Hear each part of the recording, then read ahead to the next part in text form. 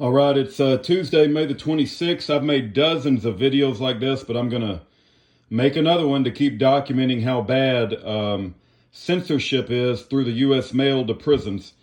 So this letter right here is going to Thomas Lane, and he's on Alabama death row. I think he's been there since 2003. That would be, what, 17 years? So the address is correct. I'm going to weigh this thing in front of you, so let's turn this on. I want you guys to see it. And I believe this thing is accurate, so I don't have any doubts about my postage meter. This is a 2.7 ounce letter, which that requires one forever stamp and two additional 1 ounce stamps or a second forever stamp. My understanding is that an additional 1 ounce stamp, it takes two of those to equal one forever stamp. So I just put two forever stamps, which should have been plenty of postage for this letter. But if you read the thing, it says return for additional postage when remailing.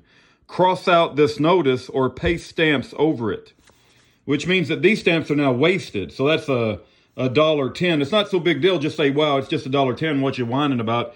I mail hundreds of letters every month to prisoners, and it gets old. Okay, now this is a letter that some guy mailed to me, right? And he gets it to me by using just a 2 ounce stamp.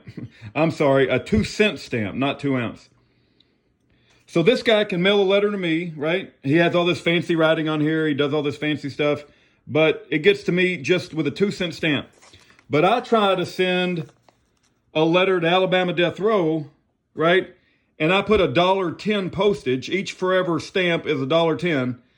And they send it back and say it doesn't have enough postage. This happens all the time. This is not a one-off. I fight this battle every week.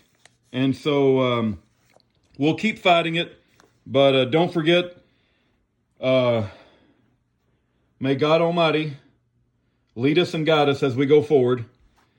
And may God Almighty bring justice and righteousness to our land once again.